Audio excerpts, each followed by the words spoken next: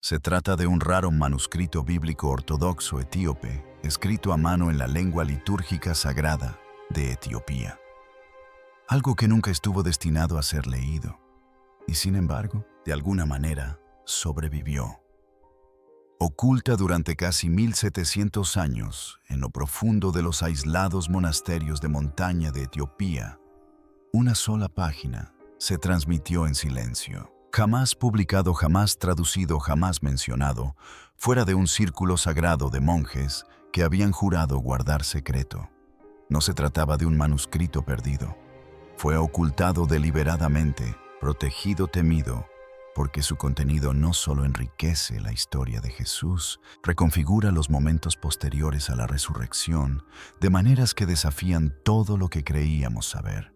Según quienes la custodiaban, esta página prohibida revela lo que sucedió durante los misteriosos 40 días posteriores a la resurrección de Jesús, días que la Biblia apenas explica. Describe enseñanzas privadas impartidas únicamente a los discípulos, extrañas formas de oración nunca registradas en las Escrituras, nombres angélicos desconocidos y, lo más inquietante de todo, una descripción vívida y casi estructurada del más allá como un mapa que nadie debería haber visto jamás. Durante siglos, este conocimiento permaneció oculto.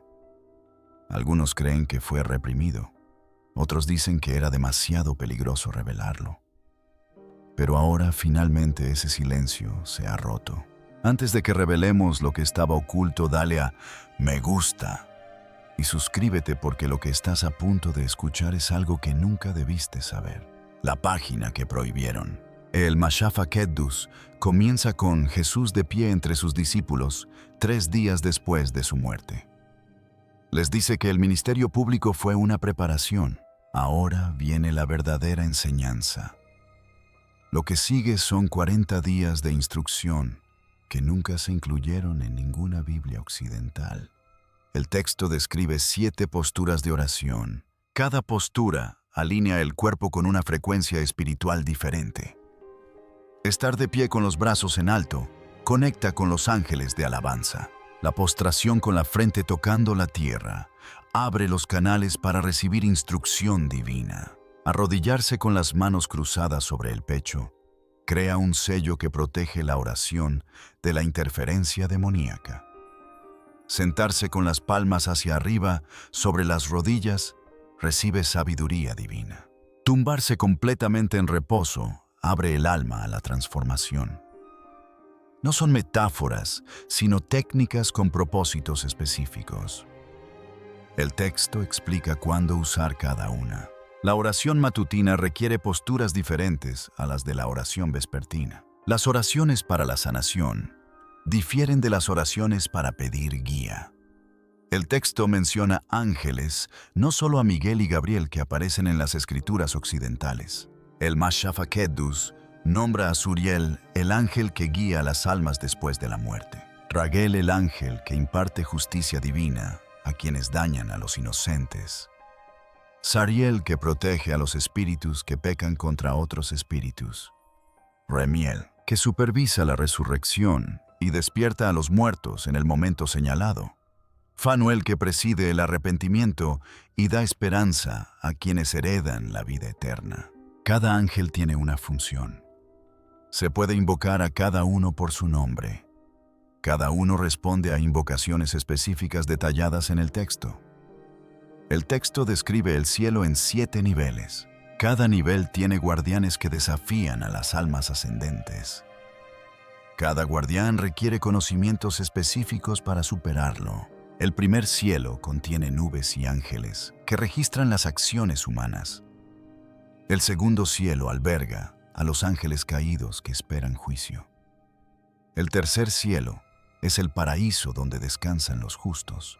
El cuarto cielo alberga el sol, la luna y las estrellas con los ángeles que los guían. El quinto cielo alberga a los vigilantes que se rebelaron y ahora lloran eternamente. El sexto cielo contiene a los arcángeles que sirven ante Dios. El séptimo cielo es la sala del trono misma. El alma que muere sin este conocimiento vaga perdida entre los diferentes niveles. El alma que conoce los nombres y las contraseñas asciende directamente a la presencia de Dios. Por eso las autoridades eclesiásticas prohibieron la traducción. Esta enseñanza elimina al intermediario. Si los creyentes pueden orar directamente usando las técnicas que Jesús enseñó, no necesitan sacerdotes que intercedan por ellos. Si los creyentes conocen los nombres de los ángeles y sus funciones no necesitan la jerarquía de la iglesia para acceder al poder divino. Si los creyentes poseen mapas del más allá, no necesitan que el clero les garantice la salvación mediante los sacramentos. El Mashaf HaQuddus transforma el cristianismo de una institución a la que se pertenece en una práctica que se realiza. Roma no pudo construir un imperio sobre esa base.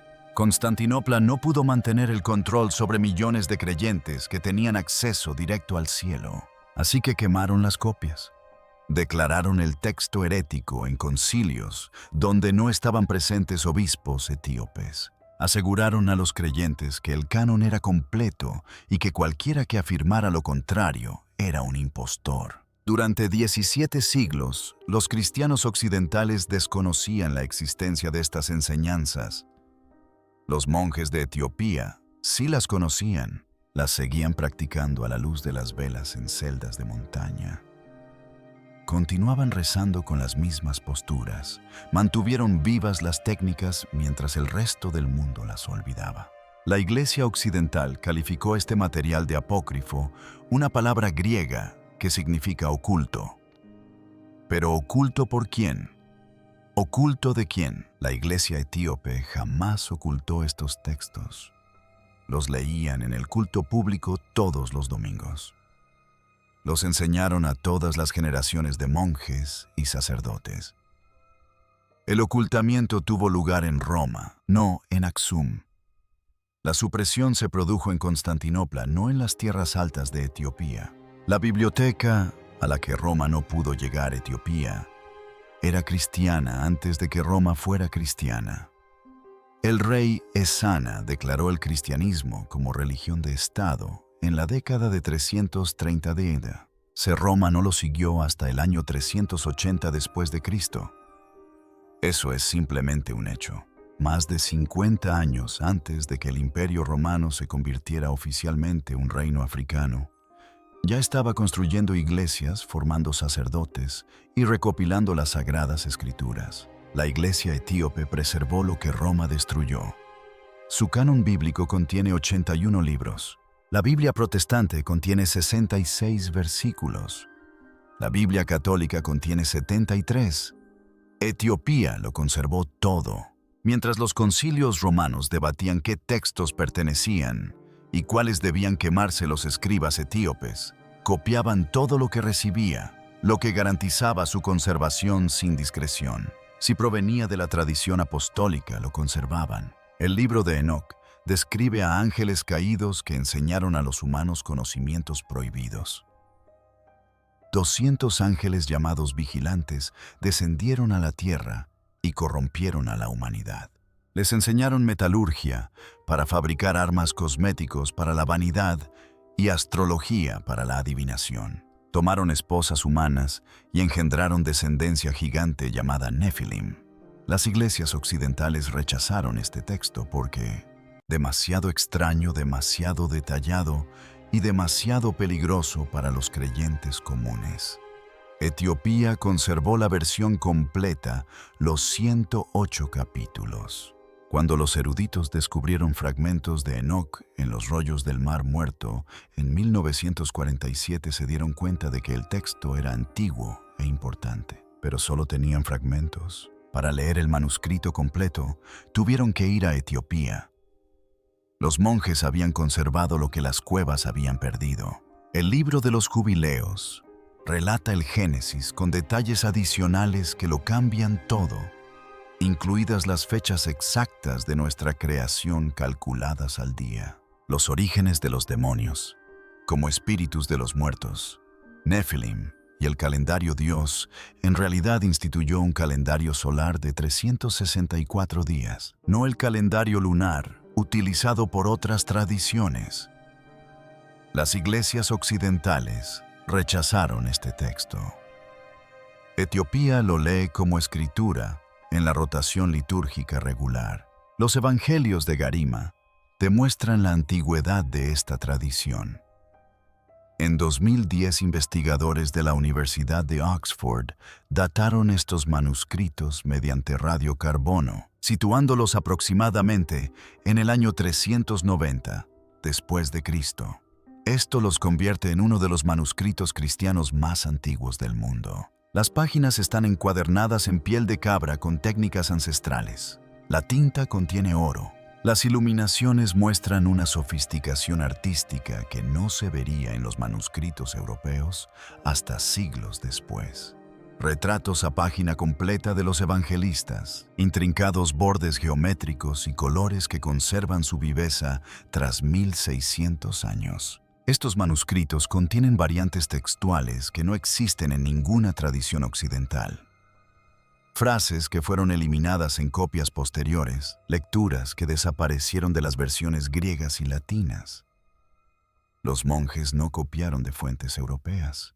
Tenían su propia línea de transmisión que se remontaba a los apóstoles a través de canales independientes. Cuando los eruditos occidentales comparan las lecturas etíopes con los fragmentos griegos más antiguos, la versión etíope a veces conserva material más antiguo. La tradición aislada conservó lo que la tradición conectada eliminó. La geografía lo hizo posible.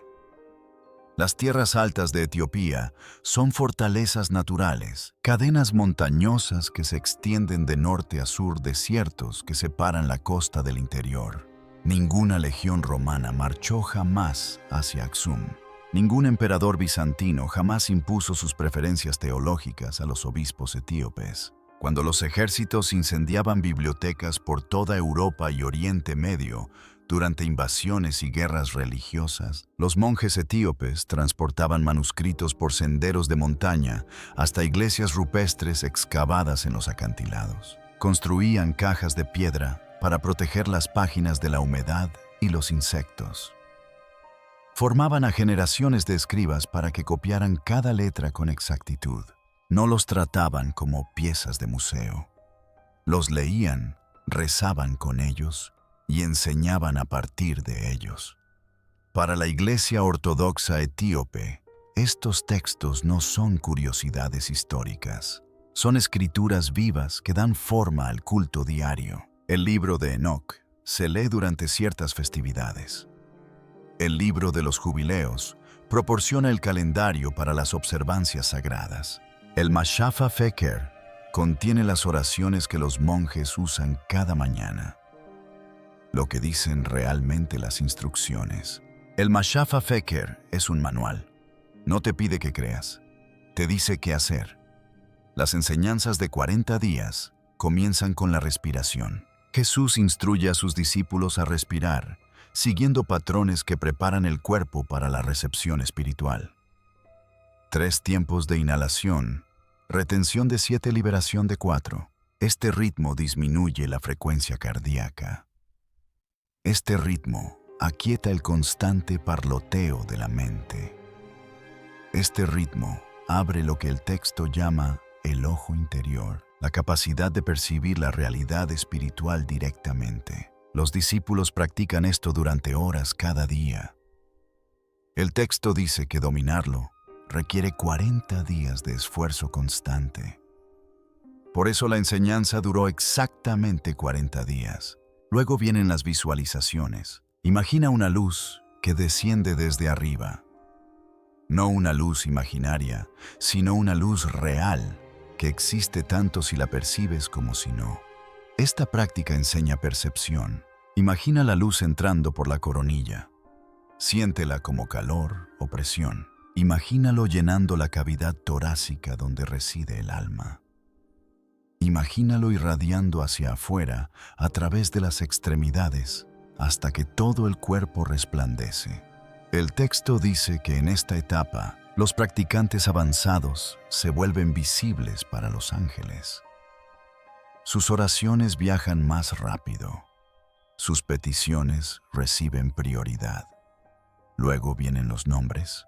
Cuando rezas, invocas a ángeles específicos para propósitos específicos. No rezas genéricamente al vacío, esperando que alguien te escuche.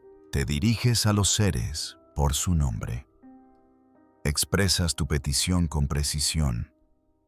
Les agradeces cuando responden con acciones.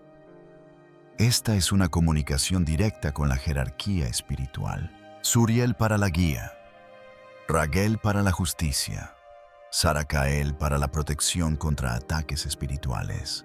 El texto proporciona la pronunciación correcta. Advierte que la mala pronunciación atrae entidades negativas. El texto también menciona fuerzas demoníacas que se oponen al desarrollo espiritual. Los espíritus de confusión nublan la mente durante la oración. Se les reconoce por pensamientos circulares que no llevan a ninguna parte. Los espíritus de la duda susurran que la práctica es inútil. Los reconoces por el impulso repentino de abandonar justo antes del avance. Los espíritus de la distracción desvían la atención en momentos cruciales. Los reconoces por pensamientos urgentes sobre tareas mundanas que pueden esperar. El Mashafa Feker enseña técnicas de reconocimiento. Cómo identificar cada tipo por su enfoque característico. Cómo resistir a cada tipo con frases específicas que Jesús enseñó. Y cómo desterrarlos usando nombres de ángeles que tienen autoridad sobre ellos. Esto es lo que esto significa para ti. Si eres cristiano y alguna vez has sentido que a tu fe le falta algo, este texto te explica lo que te aportó la tradición occidental. Creencias que sostener artículos de fe. Credos que recitar. Doctrinas que afirmar. La tradición etíope te brinda técnicas para practicar acciones para realizar y habilidades para desarrollar. Creer que Jesús salva es una cosa. Aprender las posturas de oración que enseñó a sus discípulos más cercanos es otra. Confiar en que los ángeles existen es otra cosa. Conocer sus nombres, sus funciones y cómo invocarlos es otra cosa. El Mashafa Feker describe con detalle lo que sucede después de la muerte. El alma abandona el cuerpo en el momento del último aliento. Ángeles y demonios aparecen inmediatamente para competir por ella. El alma que conoce los nombres puede invocar la ayuda angelical y recibirla. El alma que conoce la geografía del cielo puede orientarse y comenzar su ascenso. El alma que conoce las contraseñas puede atravesar cada puerta sin dificultad. El alma que no sabe nada vaga confundida entre los niveles hasta que algo la reclama. El alma desprevenida es vulnerable. El alma preparada está protegida. Esto no es teología para debatir, es guía para la práctica. La Iglesia Occidental decidió que los creyentes comunes no podían comprender este material.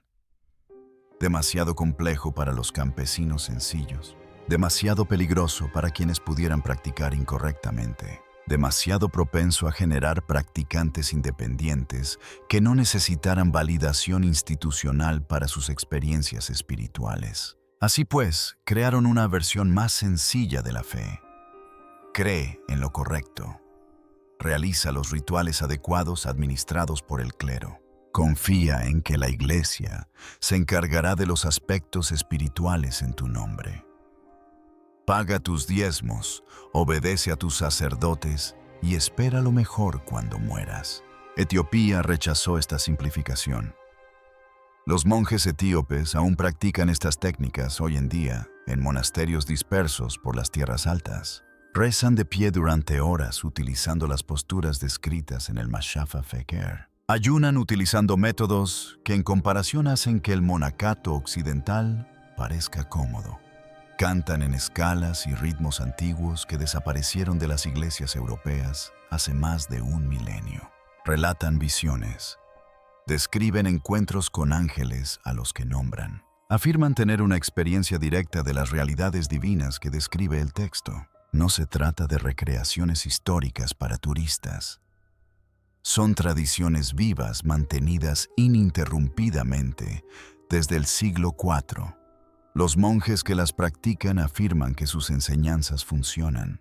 Por eso las protegieron durante 1700 años. Por eso las copiaron a mano generación tras generación. Por eso se negaron a dejarlas morir, incluso cuando el resto del mundo olvidó su existencia. El silencio finalmente se ha roto. Pero la verdadera pregunta es, ¿por qué ahora? Durante siglos, los monjes de la Iglesia Ortodoxa Etíope Tewahedo asumieron una responsabilidad que pocos podían comprender. A través de algunos de los periodos más violentos e inestables de la historia, protegieron estos textos sagrados con una disciplina inquebrantable. Cuando las invasiones musulmanas azotaron Etiopía en el siglo XVI, monasterios enteros fueron reducidos a cenizas. Bibliotecas desaparecieron entre las llamas. Sin embargo, de alguna manera, estos manuscritos sobrevivieron ocultos, trasladados protegidos a toda costa. Luego llegó el siglo XX. Durante la ocupación italiana, las iglesias volvieron a ser blanco de ataques. Los lugares religiosos fueron saqueados. El patrimonio cultural se vio amenazado.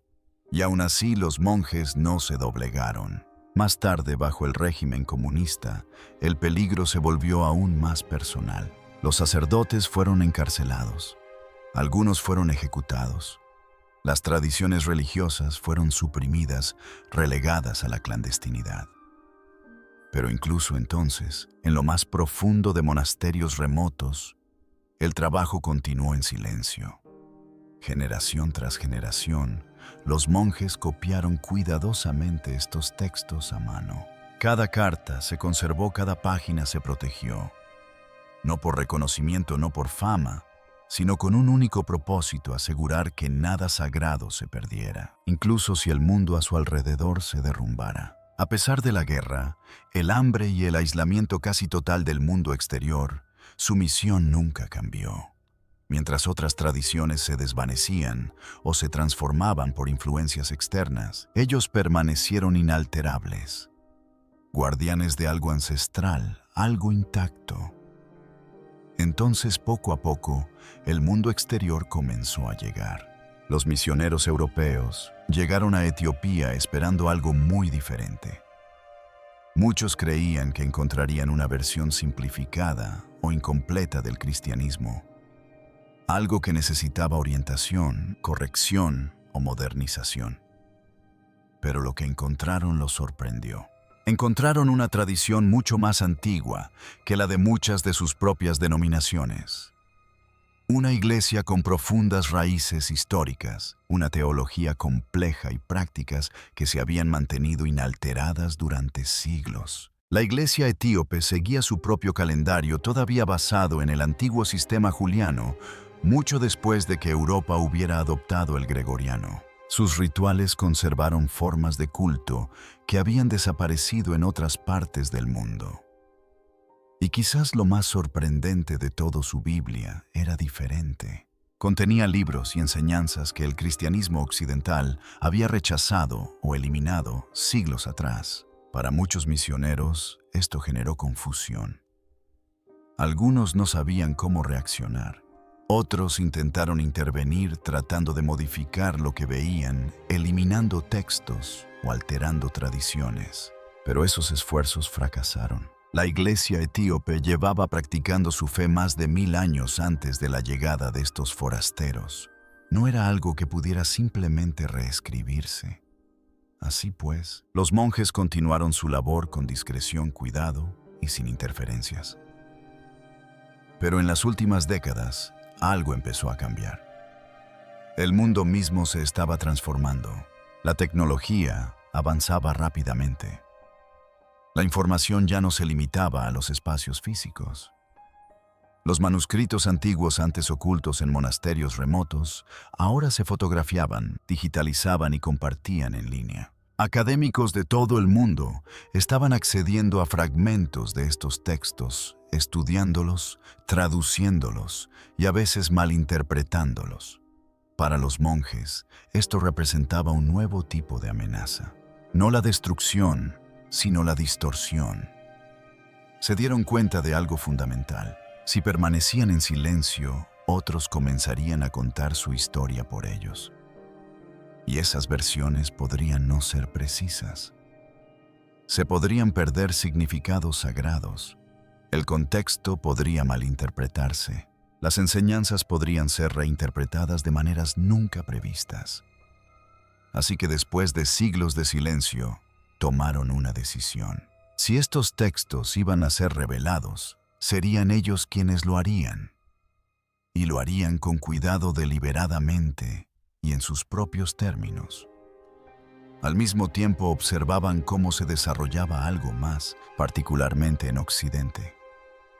En toda Europa y América del Norte las iglesias comenzaban a vaciarse. La asistencia disminuyó. Las instituciones que antes tenían una enorme influencia estaban perdiendo su conexión con las generaciones más jóvenes. La gente no necesariamente estaba abandonando la espiritualidad, pero se estaba alejando de la religión organizada. Muchos aún creían en algo superior. Simplemente se sentían desconectados de las estructuras tradicionales. Buscaban algo más profundo, algo más directo, algo real.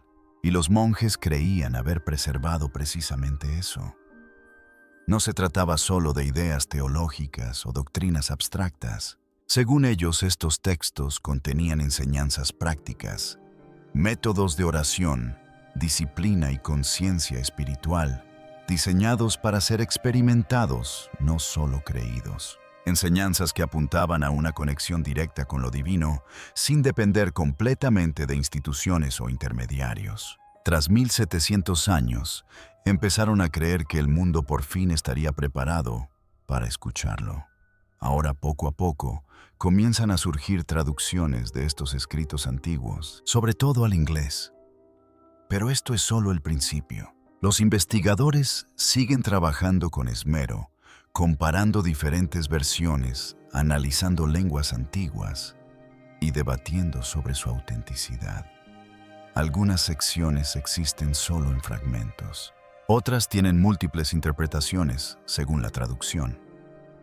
Podrían pasar décadas antes de que se logre una comprensión completa, pero una cosa es innegable: la puerta se ha abierto.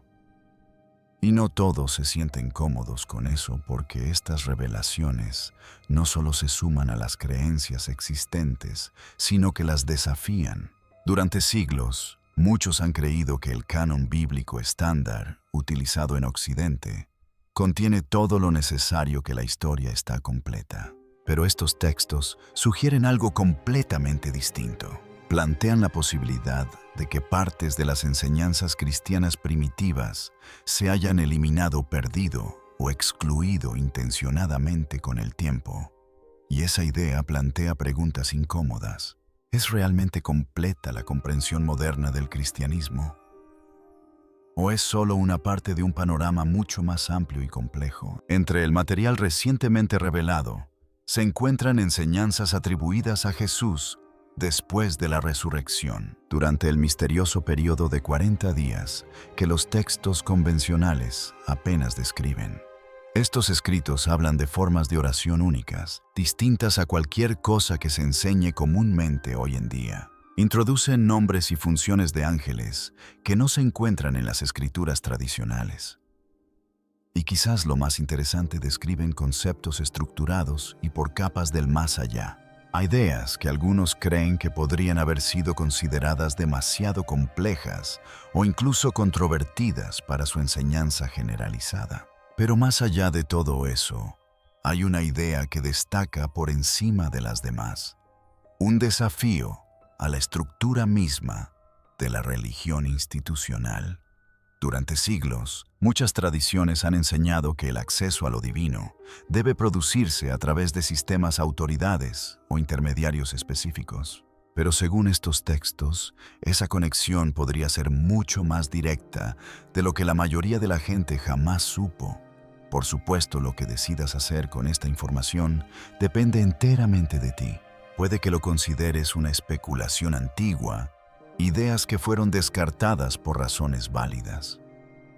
O puede que te sientas impulsado a investigar más a fondo, a leer las traducciones tú mismo y a sacar tus propias conclusiones. Algunos incluso intentarán poner en práctica los métodos descritos para ver si conducen al tipo de experiencias espirituales que afirman los monjes. Sea cual sea el camino que elijas, una cosa es segura: la responsabilidad ha cambiado. Los monjes cumplieron con su deber. Protegieron estos escritos cuando otros no pudieron. Los llevaron consigo a través de siglos de caos, violencia e incertidumbre. Preservaron un conocimiento que fácilmente podría haberse perdido para siempre. Y ahora han decidido compartirlo. La pregunta que plantean es sencilla pero imposible de ignorar. ¿Es lo que nos han enseñado la historia completa? Porque según ellos, no lo es.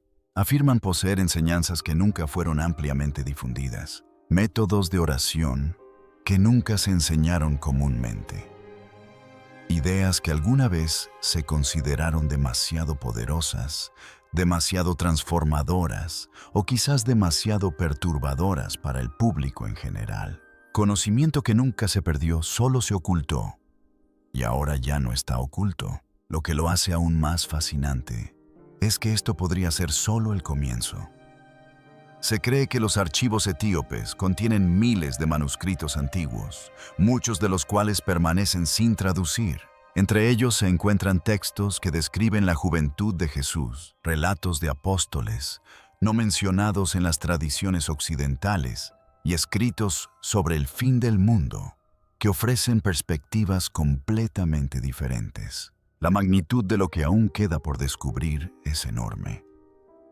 Y a medida que se revelen más textos, surgirán inevitablemente más preguntas. ¿Qué más ha permanecido en silencio durante siglos? ¿Qué más se ha omitido?